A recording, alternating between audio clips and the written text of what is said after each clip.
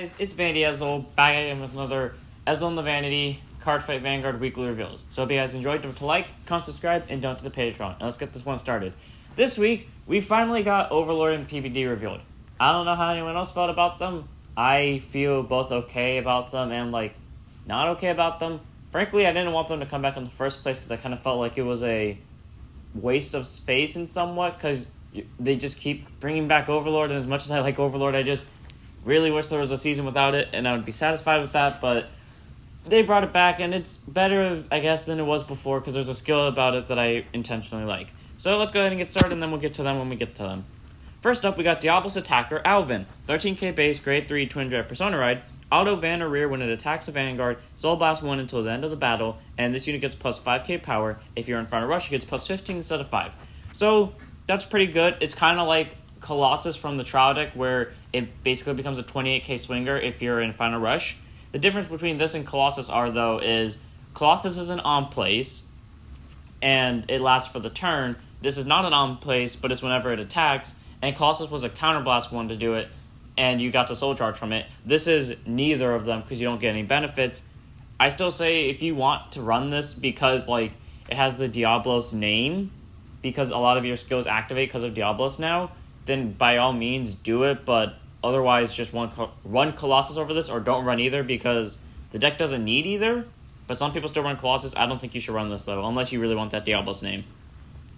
Next up is Special Violence Yell, Blitz Order, grade 3. Choose one of your Diablos Brutes on Van or Rear, and it gets plus 20k power to end of battle.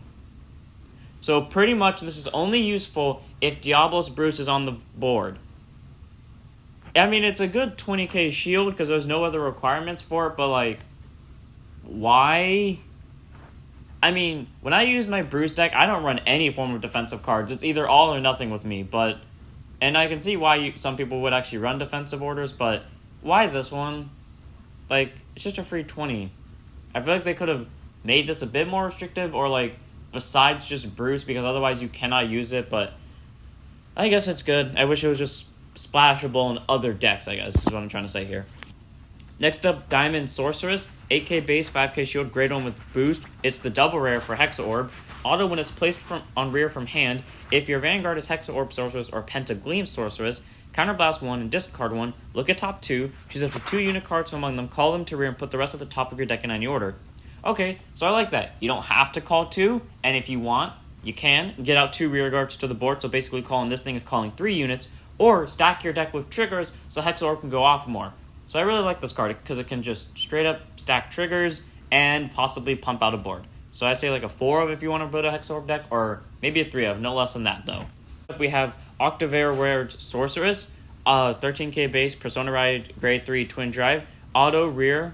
Trigger unit appears in your drive check. If your Vanguard is Hexa Orb Sorceress, retire this unit to countercharge 1 or soul charge 1. I both like that and I hate that at the same time. You get either a counter charge or a soul charge out of it, which is good. I just don't like the fact that it's a one or the other, because I feel like, or at least from my personal experience playing first at Hexa Orb, it was very kind of counterblast heavy, not that much soul blast heavy unless you were using my exact build to the letter, but I like that it can just give you one of the resources, but I wish it gave you more of the resources. But it's still a good card, maybe a 3 of. Next up is Stealth Dragon Togachi Rashi, 7k base, 5k shield, grade 1 with boost. Auto during your turn, when this card is discarded from hand, you may put it to your soul. So that's good. It can be discarded for any means during your turn, and it will go straight to soul. I like this card because you can just use this as ride line fodder and then just shove it to soul. And I originally didn't really care for this card. Then I started playing around with the Nirvana deck for a very certain reason, and then afterwards realized that, hey, you know what, the deck could use that soul, so I'm actually going to run this when I get it. So, good card. I say a 3 of. Next up is a card I question the existence of, Prayers That Will Reach Someday. Blitz Order, grade 2, Soul Blast 1. If you have a rear guard with Overdress, choose one of your units and it gets plus 15k to end of battle.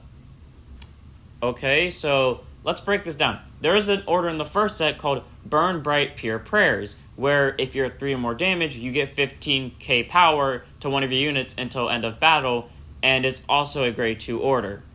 So let's see. That one was free. This one requires a Soul Blast.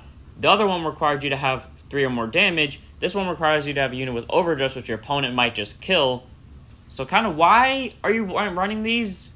Why would you run this when it's more restrictive than Burn Bright Pure Prayers? It can't be because of budget reasons, because Burn Bright Pure Prayers is $1 for a playset of them. So, like, why did they make this? I question why. I mean, it's an okay art, but why? Is my question. Next up is Cardinal Prima Ecloba, 8k base, 5k shield, grade 1 with boost. Auto rear when it attacks or boost. If your world is Abyssal Dark Knight, retire a Shadow Army token to countercharge one. Okay, that's good. It's regardless if it hits or not, you get to, on attack or boost, kill one of your tokens, and get a countercharge out of it, which is really nice because you can constantly refill your counterblast, call back those tokens next turn. I kind of like how they're using the tokens as like fodder now, because you can just call them right back, and they're giving you so many resources to countercharge, so you can easily call them right back. So a really nice card. I say like a 4 or a 3 of.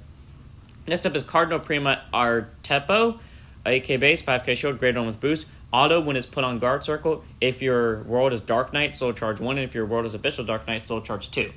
So that's good. You soul charge 2 basically if you are in Abyssal Dark Knight, which is you get the one from before if you were just regular Dark Knight, then you get the one from being an Abyssal Dark Knight, and you don't get any extra shootout value out of it, but you can Soul Blast for orders later, and I think there's also another card that's Soul Blast, but I can't remember it off the top of my head. Either way, still a decent card, I say 3 of. Next up, we have Soaring Dragon, Prideful Dragon, 13k base, grade 3 Twin Drive Persona Ride, auto rear when this unit attacks. If you have 4 or more grade 3 rear guards, counterblast 1, soul blast 1, draw a card. If you Persona Road this turn, instead of drawing a card, you may use until end of turn. This unit gets plus 5k power and plus 1 crit. Just until end of turn gets plus 5k power and plus 1 crit. So that's really good.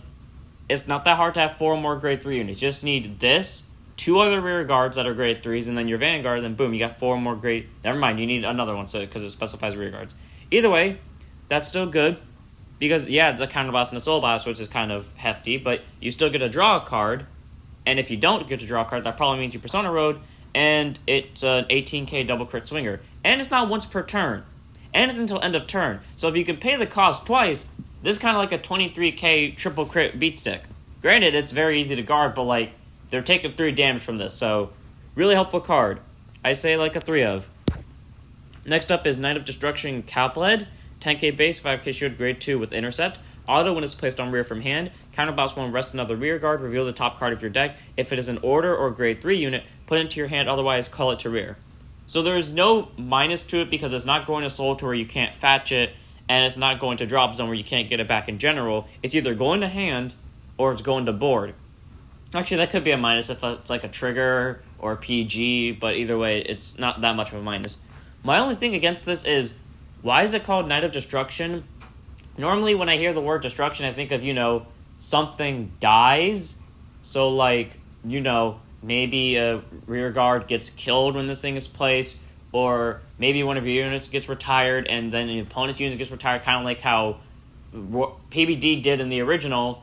So it would make sense considering that they're bringing PPD back, but okay, it's fine. It's fine the way it is. I just wonder why they called it Knight of Destruction.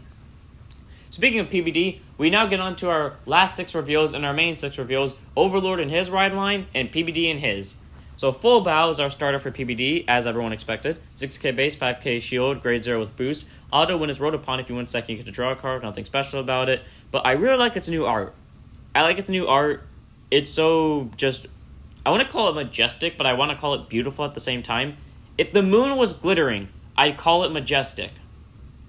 If I buy this set and I get a foiled or glittering, I don't care what it is, but if it makes the moon glitter out of when I pull Full Bow, I will immediately become a Keter main, because I would love to see this every time I play it. Next up is Blaster Javelin, whose art I actually like. I don't know why, and I don't know how to describe it, but I just like the way he's standing. I like how the, you can see, like, the lightning pulse come out of his javelin. I just like the background of how light it is. I just like everything about it. 8k base, 5k shield, grade 1 with boost.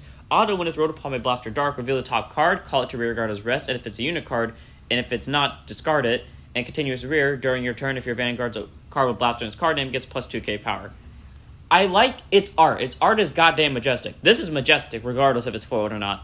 Oh god, imagine if it was foiled. God, that would be so beautiful. But I just don't like the 2K part. Granted, it's a grade 1, it can't really do much, but I just feel like the 2K is underwhelming. It's kind of like those cards from Token Rambu where during your turn on rear they get +2, but this one has a restriction to it, to the point where you can't run in any deck that isn't focused around PBD, but it's still an okay card, so, it's fine.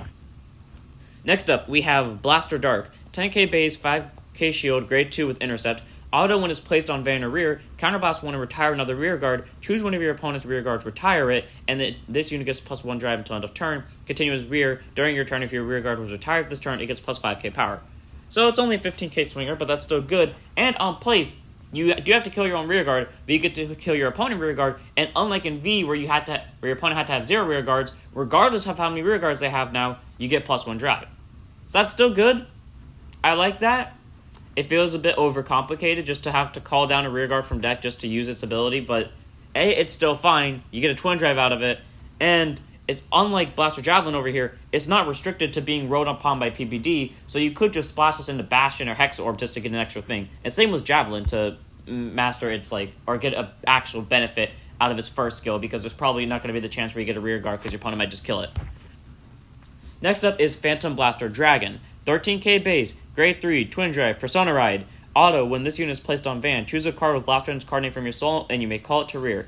And then act van, once per turn. Counterblast 1 and retire 3 rear guards. Choose up to 2 of your opponent's rear guards and retire them, and this unit gets +10k power and +1 crit to end of turn.